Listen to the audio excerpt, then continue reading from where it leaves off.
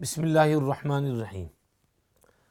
الحمد للہ الذی بنعمتہ تتم الصالحات وبیدہ ازمۃ الخیرات والحسنات والصلاة والسلام علی من ارسلہ اللہ تعالی ہادیا وبشیرا ونذیرا وخاتما للانبیاء والمرسلین سیدنا و مولانا محمد بن عبد اللہ وعلی آلہ و اصحابہ اجمعین، اما بعد، وبالاسناد المتصل منا الى الامام الترمذی رحمہ اللہ تعالی ورضی عنہ ونفعنا بعلومہ قال باب ما جاء في لباس رسول اللہ صلی اللہ علیہ وسلم۔ حدثنا محمد بن حمید الرازی قال انبأنا الفضل بن موسى وابو تمیرة وزید بن حباب عن عبد المؤمن بن خالد عن عبد الله بن بريدة عن ام سلمة رضی اللہ عنہا قالت كان احب الثياب الى رسول اللہ صلی اللہ علیہ وسلم القمیص۔ یہ باب حضور اکرم صلی اللہ علیہ وسلم کے لباس کے بیان میں ہے۔ آپ صلی اللہ علیہ وسلم کا لباس مبارک کیسا تھا، اس کا بیان یہاں ہو رہا ہے۔ یہاں چند پوائنٹس نوٹ کرنے کے ہیں۔ نمبر 1، لباس کی اہمیت۔ قرآن شریف میں سورہ اعراف میں 3 رکوع میں 8ویں سپارے میں اللہ رب العزت والجلال نے لباس کا ذکر فرمایا ہے۔ بسم اللہ الرحمن الرحیم، یا بنی آدم قد انزلنا علیکم لباسا یواری سوآتکم وریشا ولباس التقوی ذالک خیر ذالک من آیات اللہ لعلہم یذکرون۔ یا بنی آدم لا یفتننکم الشیطان کما اخرج ابویکم من الجنہ ینزع عنہما لباسہما لیریہما سوآتہما انہ یراکم هو وقبیلہ من حیث لا ترونہم انا جعلنا الشیاطین اولیاء للذین لا یؤمنون۔ اے آدم کی اولاد، ہم نے تم پر لباس نازل کیا، اتارا، جو تمہارے ستر کو چھپائے اور تمہیں زینت بخشے۔ اور یاد رکھو، تقوی والا لباس جو ہے وہی سب سے اچھا لباس ہے۔ یہ بھی اللہ کی نشانیوں یا اللہ کے احکام سے متعلق ہے، تاکہ تم دھیان دو اور سوچو۔ اے آدم کی اولاد، کہیں شیطان تمہیں مصیبت میں نہ ڈال دے، اور جس طرح مصیبت میں ڈالا تمہارے دونوں ماں باپ کو، یعنی آدم اور حوا علیہ السلام کو، ان کو جنت سے نکالا، ان سے ان کا جنتی لباس اتروایا اور ان کا ستر ان کے سامنے ایکسپوز کروا دیا، کھلوا دیا۔ بے شک شیطان اور اس کی جماعت تم کو دیکھتی رہتی ہے، اس طرح کہ تم اس کو نہیں دیکھتے۔ بے شک ہم نے شیطان کو، شیاطین کو، ان لوگوں کا دوست بنایا ہے جو ایمان نہیں رکھتے۔ آگے فرمایا وَإِذَا فَعَلُوا فَاحِشَةً قَالُوا وَجَدْنَا عَلَيْهَا آبَاءَنَا وَاللَّهُ أَمَرَنَا بِهَا۔ اور جب یہ لوگ مشرک کچھ بے شرمی کی حرکت کرتے ہیں تو کہتے ہیں ہم نے اپنے باپ دادوں کو ایسے ہی کرتے دیکھا ہے اور اللہ نے ہم کو اس کا حکم دیا ہے۔ بے شرمی سے اشارہ یہاں پر ننگا پن ہے۔ مشرکین میں عریانیت تھی، نیوڈیٹی تھی، کوئی قاعدہ قانون نہیں تھا۔ ان کی عورتیں جو ہیں بہت بے شرمی والا لباس پہنتی تھیں، اور ان میں بہت سے لوگ بیت اللہ کا طواف ننگے کرتے تھے۔ مرد دن میں ننگے کرتے، عورتیں رات میں ننگی کرتی۔ وہ کہتے کہ جن کپڑوں میں ہم نے گناہ کیے ہیں ان کپڑوں سے ہم طواف کیسے کریں؟ تو وہ حرم شریف میں جب انٹر ہوتے اور کعبہ شریف کے پاس پہنچتے تو اپنے کپڑے پھینک دیتے اور ننگے ہو کر پھر طواف کرتے۔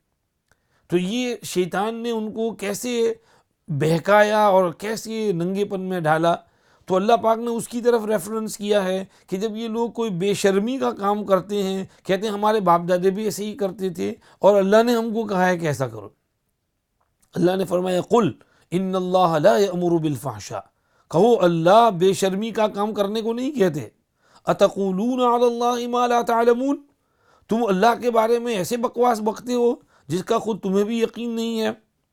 قل امر ربی بالقسط واقیموا وجوہکم عند کل مسجد، میرے رب نے تو حکم دیا ہے کہ ہر کام میں انصاف کرو۔ تم لوگ کتنی بے انصافیاں کرتے ہو، ظلم کرتے ہو۔ ظلم کا حکم نہیں دیا، انصاف کا حکم دیا ہے۔ اور اللہ نے حکم دیا ہے کہ جب بھی کسی مسجد میں آؤ تو اپنا چہرہ سیدھا رکھو، اور ادھر ادھر مسجد حرام میں 360 بت رکھے ہیں، کبھی اس بت کے پاس جا رہے ہیں، کبھی اس بت کے پاس جا رہے ہیں، خانہ کعبہ کی طرف نہیں کرتے اپنا منہ، اور خانہ کعبہ کی طرف منہ کر کے اللہ کو سجدہ نہیں کرتے، بتوں کے پاس دوڑتے ہو۔ تو وَأَقِيمُوا وُجُوهَكُمْ عِنْدَ كُلِّ مَسْجِدٍ وَادْعُوهُ مُخْلِصِينَ لَهُ الدِّينَ، اور رب نے حکم دیا ہے کہ دعا اسی سے مانگو اور اپنی عبادت خالص اس کے لیے کرو۔ کما بدأکم تعودون، جس طرح رب نے تم کو پیدا کیا تو اسی طرح رب تم کو واپس اپنے پاس بلائے گا، اور رب کے سامنے جا کر کھڑا ہونا ہے، حساب کتاب دینا ہے۔ فریقاً ہدا وفریقاً حق علیہم الضلالہ، کچھ جماعتوں کو خدا نے راہ سجھائی اور لگایا راہ پر، اور کچھ جماعتیں ایسی ہیں کہ ان پر تو گمراہی ہی ثابت ہو گئی، سیٹ ہو گئی، ان کو گمراہی ہی اچھی لگتی ہے، اسی کو وہ پسند کرتے ہیں۔ انہم اتخذوا الشیاطین اولیاء من دون اللہ ویحسبون انہم مہتدون، ان لوگوں نے شیطانوں کو اپنا دوست بنا لیا، اللہ کو چھوڑ دیا، سمجھتے ہیں ہم صحیح راہ پہ چلے جا رہے ہیں۔ فرمایا یا بنی آدم خذوا زینتکم عند کل مسجد، اے آدم کی اولاد، جب بھی مسجد میں آؤ سجدہ کرنے کے لیے، عبادت کرنے کے لیے، تو اپنی زینت اور خوبصورتی اختیار کر کے آؤ، اچھے کپڑے پہن کر اللہ کے گھر میں آؤ۔ مسجد میں آتے وقت اچھا کپڑا پہنو، جبہ پہنو، ٹوپی پہنو، اچھا لباس پہن کر اللہ کے گھر میں آؤ۔ اور وَكُلُوا وَاشْرَبُوا، کھاؤ اور پیو، وَلَا تُسْرِفُوا، ہاں لمٹ سے آگے نہ نکلو۔ إِنَّهُ لَا يُحِبُّ الْمُسْرِفِينَ، اللہ پاک کو وہ لوگ بالکل اچھے نہیں لگتے جو لمٹ سے آگے نکل جاتے ہیں اور اسراف اور فضول خرچیوں میں چلے جاتے ہیں۔ روزانہ ریسٹورنٹ ٹیک اوے میں اچھے اچھے کھانے کھانا، اور اچھے اچھے ایکسٹراویگنٹ کپڑے پہننا، اور فلیشی اور ہر قسم کے نئے نئے جو کپڑے ہوں اور ڈیزائنر ویئر ہوں اسی کے پیچھے لگے رہنا، تو اس طرح کا لمٹ سے آگے نکلنا یہ اللہ کو بالکل اچھا نہیں لگتا۔ یہ سورہ اعراف کا یہ تیسرا رکوع جو ہے اس کا میں نے آپ کے سامنے ترجمہ پیش کیا۔ پورے رکوع سے آپ کو سمجھ میں آ گیا کہ قرآن پاک میں لباس کی کتنی اہمیت بیان کی ہے۔ تو ہمارا لباس صحیح ہونا چاہیے، سنت کے مطابق ہونا چاہیے۔ مردوں کو ویسا لباس پہننا چاہیے جیسا رسول پاک صلی اللہ علیہ وسلم پہنتے تھے، جیسا صحابہ کرام پہنتے تھے، جیسے اولیاء اللہ پہنتے تھے، جیسا علماء صلحاء مشائخ پہنتے ہیں۔ تو یہ مسنون لباس ہے اور لباس کی بہت اہمیت ہے، اور مستورات کو وہ لباس پہننا چاہیے جو امہات المؤمنین پہنتی تھیں، جو حضور کی بیٹیاں پہنتی تھیں، جو حضور کی صحابیات پہنتی تھیں، جو پچھلے زمانے کی نیک خواتین حضرت رابعہ بصریہ رحمۃ اللہ تعالی علیہا جیسی مستورات جو لباس پہنتی تھیں وہ لباس پہننا چاہیے۔ یہ تقوی والا لباس ہے۔ اللہ نے کہا وَلِبَاسُ التَّقْوَىٰ ذَلِكَ خَيْرٌ، تقوی والا لباس اچھا ہے۔ کچھ لوگ آج کہتے ہیں کہ لباس کا کوئی اہمیت، لباس کی کوئی اہمیت نہیں ہے، جو چاہو پہنو، صاحب دل صاف ہونا چاہیے، باقی ظاہر میں کیا ہے، ظاہر میں کیسا بھی ہو، دل صاف، میرا دل صاف ہے، لباس کیسا ہے میرا لباس کیوں دیکھتے ہیں؟ یہ بات غلط ہے۔ اگر یہی بات ہوتی تو حضور بھی پھر کیسے لباس پہنتے، صحابہ تابعین طبع تابعین بھی ہر قسم کا لباس پہنتے۔ حالانکہ انہوں نے لباس کو بہت اہمیت دی، امپورٹنس دیا۔ اس کی وجہ یہ ہے کہ عربی میں ایک کہاوت ہے الظاہر عنوان الباطن، ظاہر یہ باطن کا ترجمان ہے۔ آپ کا اپیرنس یہ بتاتا ہے کہ آپ کا انر سٹیٹ کیسا ہے۔ دیکھو آپ کسی شخص کو دیکھو کہ اس نے سفید اوور کوٹ پہنا ہوا ہے اور اس کے اوپر مخصوص ٹوپی ہے، گلے کے اندر اسٹیتھوسکوپ لٹک رہا ہے، آپ سمجھ جائیں گے یہ ڈاکٹر ہے۔ ڈاکٹر کا یونیفارم ہے، پولیس کا یونیفارم ہے، آرمی والوں کا یونیفارم ہے، نرس کا یونیفارم ہے، آپ جس ڈپارٹمنٹ میں چلی جائیے اس کا ایک یونیفارم ہے. تو آپ مسجد میں اللہ کے گھر آؤ تو اس کا بھی ایک یونیفارم ہے، اور وہ یونیفارم یہ جبہ ہے، ٹوپی ہے، یہ نیک لوگوں کا لباس ہے، اور اللہ کو یہ لباس پسند ہے.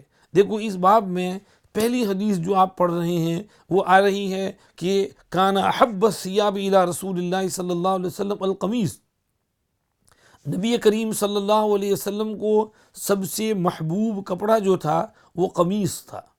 اور دوسری روایت بتا رہی ہے کہ حضور کا قمیص مبارک آدھی پنڈلی تک پہنچتا تھا، اور ایک اور روایت بتا رہی ہے قمیص مبارک کی آستین یہ آپ کے پہنچے اور رسٹ تک جاتی تھی.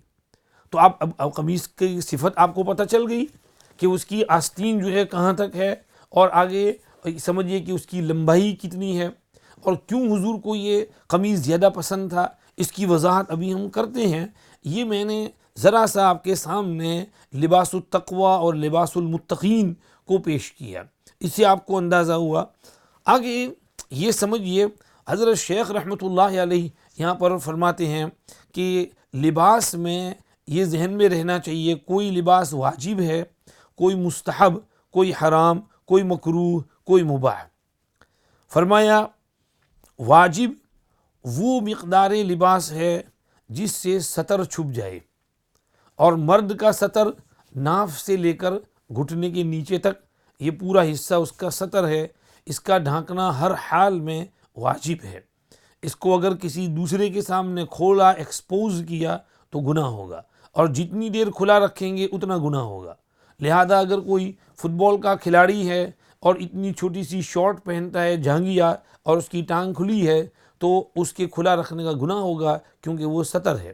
اگر فٹ بال کھیلنا ہے تو شارٹس کے نیچے کچھ اور پہن لو، اور کوئی دوسرا پاجامہ ٹائٹ پہن لو، جیسے بعض فٹ بالر یہ مانچسٹر سٹی والے پہنتے ہیں، گول کیپر پہنتے ہیں، تو وہ چلو ہو سکتا ہے کہ سطر چھپ گیا، ورنہ اگر ٹانگیں کھلی ہیں گناہ ہوگا. اسی طرح عورت کا سطر جو ہے سر کے بال سے لے کر سمجھیے پیر تک پورا بدن جسم جو ہے وہ عورت کا سطر ہے، تو اس کو چھپانا واجب ہے. اور کسی بھی حصے کو کھولنا، کھلا رکھنا، بال ریشمی بال ہیں کھلا رکھنا، گلا کھلا رکھنا، اور یہ اس قسم کے اعضائے جسم بازو کھلے رکھنا، پنڈلیاں کھلی رکھنا، یہ منع ہے اور اس کو چھپانا چاہیے. اور اگر جوان لڑکی ہے، حسین عورت ہے، تو چہرہ اس کا بہت خوبصورت ہے تو اس کو بھی چھپانا ضروری ہے. اس میں لپسٹک لگانا، لالی لگانا، پنک کلر لگانا، اور آئی براؤز، آئی شیڈوز لگانا، اور اس کے بعد دوسروں کے سامنے اپنے چہرے کو ڈسپلے کرنا، اپنی بیوٹی کو دکھانا، یہ حرام ہے، گناہ ہے. تو اس سے احتیاط کرنا پڑے گا. یہ سطر ہے اور سطر کو چھپاؤ. آگے دوسرا لباس جو ہے حضرت شیخ رحمۃ اللہ علیہ فرماتے ہیں مستحب، مندوب. مندوب یعنی جس کی پہننے کی ترغیب آئی ہے، یہ وہ جس کا ہم نے ابھی ذکر کیا.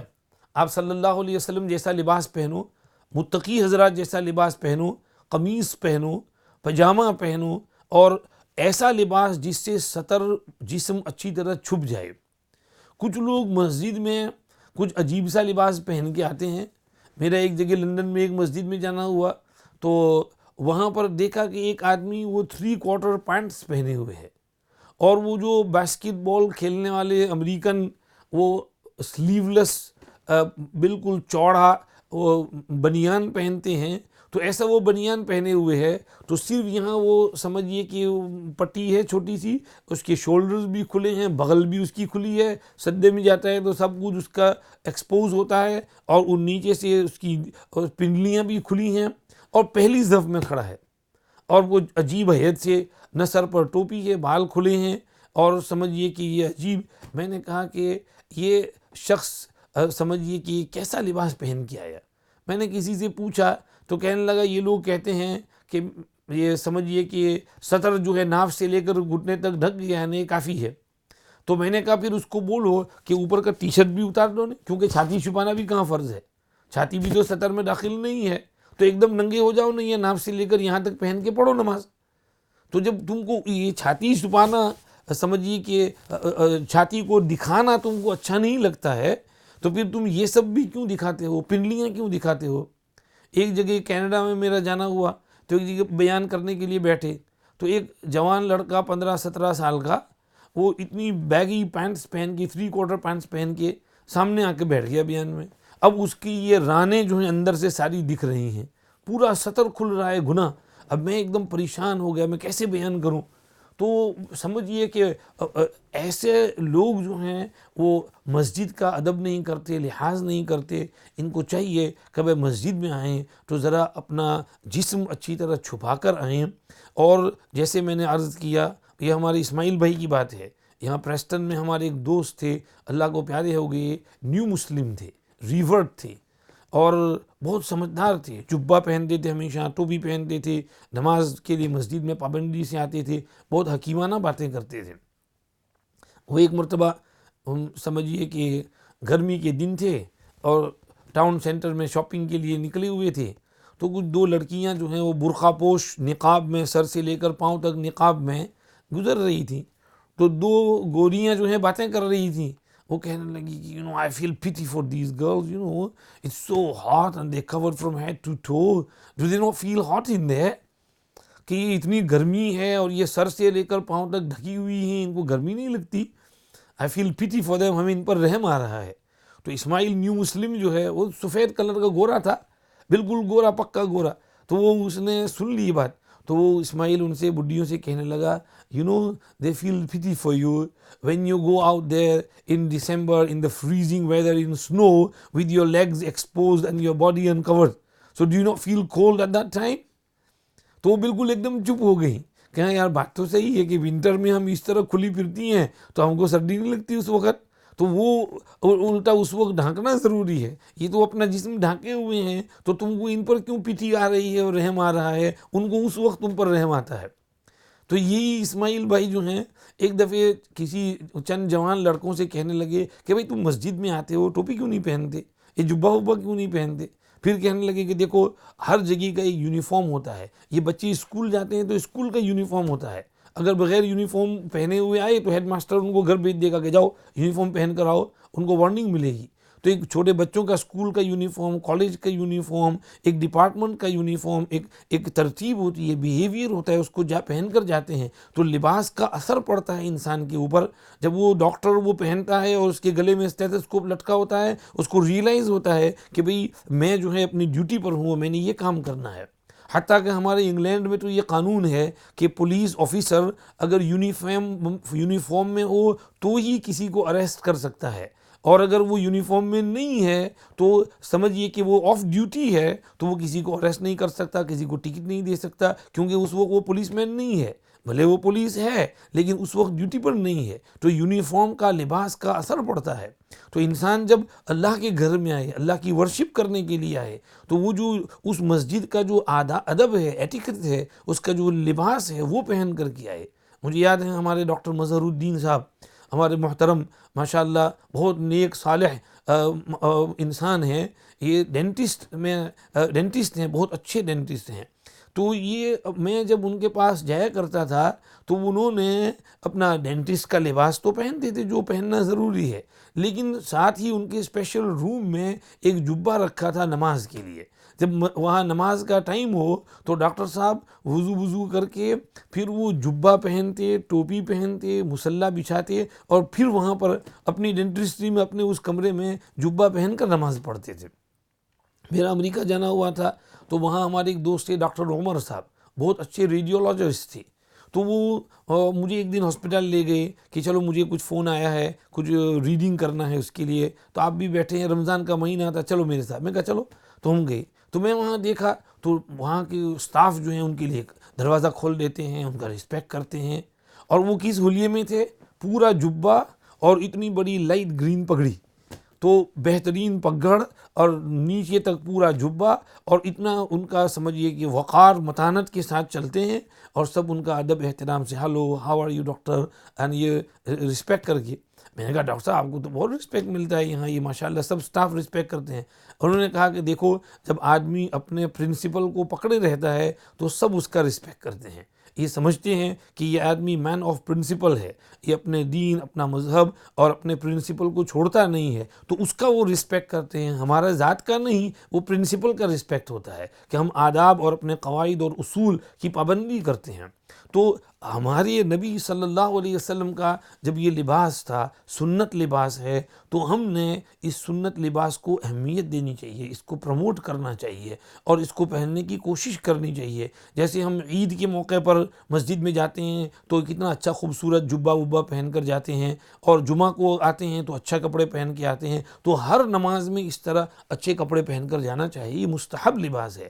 عبداللہ ابن عمر رضی اللہ عنہ سے حافظ ابن کثیر رحمۃ اللہ علیہ نے اپنی تفسیر میں نقل کیا ہے اسی آیت کے ذیل میں خذوا زینتکم عند کل مسجد میں، کہ انہوں نے ایک بہت خوبصورت ایکسپینسو جبہ 1000 درہم کا خریدا اور اس کو صرف نماز کے وقت پہنتے تھے. کسی نے کہا ایسا کیوں کرتے ہیں؟ فرمایا میں چاہتا ہوں کہ میں جب اپنے اللہ کے سامنے عبادت کے لیے کھڑا ہوں تو اچھی طرح خوبصورت بن کے کھڑا ہوں، تاکہ اللہ کو اچھا لگوں اور اللہ کی توجہ اور اللہ کی رحمت میری طرف متوجہ ہو. یہ عبداللہ ابن عمر رضی اللہ عنہما کی معرفت ہے کہ اللہ کے دربار میں پیشی کے لیے اپنے آپ کو خوبصورت بناتے تھے. جیسے ہم کہیں شادی میں جائیں، فنکشن میں جائیں تو کتنا بن ٹھن کے جاتے ہیں. بلکہ میں نے ایک جگہ تو رپورٹ میں پڑھا کہ آج کل اس زمانے میں جو میل ہیں یعنی لڑکے ہیں وہ مرر کے سامنے زیادہ کھڑے رہتے ہیں لڑکیوں سے.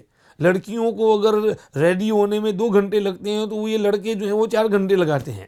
اور فرائیڈے نائٹ فیور اور سیٹرڈے نائٹ اور اس میں جانا اور بننا تھننا، یہ شیو کرنا وہ شیو کرنا، یہ لگانا وہ لگانا، آئینے کے سامنے بیٹھے رہتے ہیں اور گھنٹوں کے گھنٹے ویسٹ کرتے ہیں صرف ایک رات کے لیے اور اپنے فرینڈز میں فنکشن میں کچھ شو کرنے کے لیے.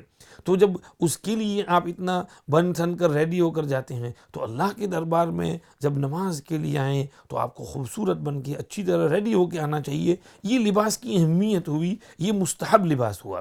آگے مکروہ لباس وہ ہے جس کے نہ پہننے کی ترغیب آئی ہو، جس کو حضور نے پسند نہیں کیا. فرمایا کہ یہ لباس اچھا نہیں ہے، اس کو اتار دو، اس کو مت پہنو. بعض لباس ایسے ہیں جو حضور نے پسند نہیں کیے تھے، مثلا سرخ رنگ کا لباس، ایک دم برائٹ ریڈ رنگ کا لباس، یا اورنج لباس حضور نے پسند نہیں کیا تھا. پیلا کلر، مردوں کے لیے کلر حضور نے بالکل پسند نہیں کیا تھا. برائٹ یلو ہے، برائٹ اورنج ہے. فرمایا تھا کہ یہ برائٹ کلرز جو ہیں وہ لیڈیز کے لیے ہیں. حضور نے ایک حدیث میں فرمایا، بہت اچھی بات فرمائی. فرمایا دیکھو جی، مردوں کی خوبصورتی پرفیوم میں ہے کہ جس سے خوشبو پھیلتی ہے لیکن رنگ اس میں کچھ نہیں، اور عورتوں کی بیوٹی رنگ میں ہے. تو وہ جو باہر نکلے تو اچھے رنگین کپڑے پہن سکتی ہے، لیکن یہ کہ خوشبو لگا کر نہ نکلے. تو دونوں کا سمجھیے کہ تقسیم ہو گیا ہے. مرد باہر نکلے پرفیوم لگا کر نکلے اور سمجھیے کہ اس کی خوشبو پھیل رہی ہو، حرج نہیں. اور عورتیں جو ہیں وہ خوبصورت لباس پہنے، خوبصورتی ان کے لیے الاؤڈ ہے، تو وہ لیکن پرفیوم جو ہیں اس سے احتیاط کریں. تو آپ صلی اللہ علیہ وسلم نے اس قسم کے برائٹ کلرز جو ہیں وہ مردوں کے لیے پسند نہیں کیے ہیں. ایک آدمی کے کپڑوں میں پیلا پیلا کلر لگا ہوا تھا، خلوق لگی ہوئی تھی. فرمایا دھو اس کو. آگے اسی طرح سے ایک جگہ فرمایا انما هذه من ثياب الكفار فلا تلبسها. بھئی یہ جو تو نے لباس پہنا ہے یہ غیر مسلموں کا لباس ہے، اس کو مت پہنا کر. مسلم شریف کی یہ حدیث ہے. انہوں نے ایک دم وہ اورنجش کلر کا کپڑا پہنا تھا. حضور نے فرمایا یہ کفار کا لباس ہے، اس کو مت پہنا کرو. تو حضور نے اس میں سمجھیے کہ وہ جو مکروہ لباس تھا، ناپسند لباس تھا، اس کو بیان کیا. تو آپ بھی سوچ لیجئے کہ کوئی مخصوص لباس مخصوص طبقے کا ہو تو اس سے احتیاط کرنا چاہیے اور نہ پہننا چاہیے. جیسے ہمارے ہندوستان پاکستان میں ہم دیکھتے ہیں یہ جو سمجھیے جوگی ہوتے ہیں یہ اورنج کلر کی دھوتی پہنتے ہیں. تو اس قسم کی اورنج کلر کی دھوتی اسے احتیاط کرنا چاہیے. مسلمان کیوں پہنے ایسی چیزیں؟ اسی طرح بعض جگہوں پر ساڑی کا رواج ہے، تو اب عورت ساڑی پہنے گی تو اس کا یہ پیٹ ویٹ سب دکھے گا، چھاتی واتی سب دکھے گی، تو اسے اس کو احتیاط کرنا چاہیے، نہیں پہننا چاہیے. تو یہ جو لباس پسندیدہ نہیں ہے اس سے احتیاط کیا جائے. اور آگے نمبر 4 جو چوتھا لباس ہے وہ حرام ہے. بعض لباس کی حرمت بھی آئی ہے، مثلا ریشم مرد کے لیے حرام ہے. ایک حدیث میں ہے آپ صلی اللہ علیہ وسلم اپنے گھر سے باہر تشریف لائے، ایک ہاتھ میں گولڈ سونا اٹھائے ہوئے ہیں اور دوسرے ہاتھ میں ریشم پکڑے ہوئے ہیں، اور ارشاد فرمایا ہذانی حرامان علی ذکور امتی حل لاناسہم. یہ 2 چیزیں میری امت کے مردوں کے لیے حرام ہیں، عورتوں کے لیے حلال ہیں۔ عورتیں ان کو پہن سکتی ہیں، سونے کا زیور بھی پہن سکتی ہیں، ریشمی لباس بھی پہن سکتی ہیں، اللہ نے ان کے لیے اس کو فری رکھا ہے، پہنو، عورتوں کو گنجائش ہے۔ لیکن مردوں کے لیے سونا بھی نہیں ہے اور ریشم بھی نہیں ہے۔ فرمایا جو آدمی دنیا میں ریشم پہنے گا وہ جنت کے ریشم سے محروم رہے گا۔ تو اگر جنت میں ریشم پہننا ہے، جنت کا ریشم، تو یہاں اللہ پاک نے ہمیں امتحان کے طور پر کہا کہ اس سے احتیاط کرو، تو احتیاط کرنا پڑے گا۔ تو یہ چیز ہے کہ بعض لباس حرام ہیں، ان سے اوائڈ کرنا ضروری ہے۔ بہرحال یہ لباس کے بارے میں کچھ بنیادی باتیں ہوئیں، اور پہلی حدیث یہاں پر بیان کی کہ آپ صلی اللہ علیہ وسلم کو سب سے محبوب لباس جو تھا وہ قمیص تھا۔ اس کی محبوبیت کی وجہ کیا ہے؟ حضرت شیخ رحمۃ اللہ علیہ فرماتے ہیں، نمبر ایک تو اس کی وجہ سے جسم اچھی طرح ڈھانکا جاتا ہے۔ نمبر دو، بعض علماء لکھتے ہیں کہ یہ سستا اور سادہ بھی ہوتا ہے، اس میں کپڑا زیادہ خرچ نہیں ہوتا، برخلاف چادروں کے کہ اس میں زیادہ کپڑا چلا جاتا ہے۔ نمبر تین، بعضوں نے کہا کہ قمیص میں تکبر پیدا نہیں ہوتا بلکہ تواضع والا لباس ہے، کہ اس سے اپنے اندر تواضع اور عاجزی اور ہمبلنس پیدا ہوتا ہے۔ اور نمبر چار، حضرت شیخ رحمۃ اللہ علیہ کی رائے یہ ہے کہ قمیص میں سطر اچھی طرح چھپ جاتا ہے، اس لیے حضور کو قمیص بہت پسند تھا۔ چادر میں تو جیسے احرام کی چادر میں بعض مرتبہ سطر کھلنے کا خطرہ رہتا ہے، لیکن قمیص میں یہ سطر اچھی طرح چھپ جاتا ہے، تو یہ سمجھیے کہ اس لیے پسند تھا۔ اور ساتھ ہی تجمل اور زینت بھی ہے، جیسے ہم نے یہ قمیص پہنا ہے تو اس میں سطر چھپا ہوا ہے۔ بعض مرتبہ آدمی صرف اتنا شرٹ پہنے ہوئے ہے اور پینٹ پہنے ہوئے ہے، تو اب اس کا یہ سطر جو ہے وہ اس کی شیپ جو ہے کھلتی ہے۔ اگر ٹائٹ انڈر ویئر پہنے ہوئے ہے تو اس کی پیشاب کی جگہ جو ہے اس کی شیپ ایکسپوز ہوتی ہے۔ عورتیں جو ہیں وہ سمجھیے کہ چست لباس پہنتی ہیں تو چھاتی ہے، بٹکس ہیں، یہ ایکسپوز ہوتے ہیں، اس کی شیپ جو ہے نظر آتی ہے۔ تو یہ سمجھیے کہ منع ہے۔ لباس کا مقصد صرف یہ نہیں کہ اسکن کو کور کرے، اسکن کو تو کور کرنا ہے مگر بدن کی شیپ بھی چھپانا ہے۔ تو قمیص میں یہ بدن کی شیپ اچھی طرح چھپ جاتی ہے، چوڑا اور ڈھیلا ہوتا ہے تو سطر نظر نہیں آتا، جسم بہت ڈھک جاتا ہے، اس لیے آپ صلی اللہ علیہ وسلم کو قمیص بہت پسند تھا۔ یہ پہلی حدیث ہوئی۔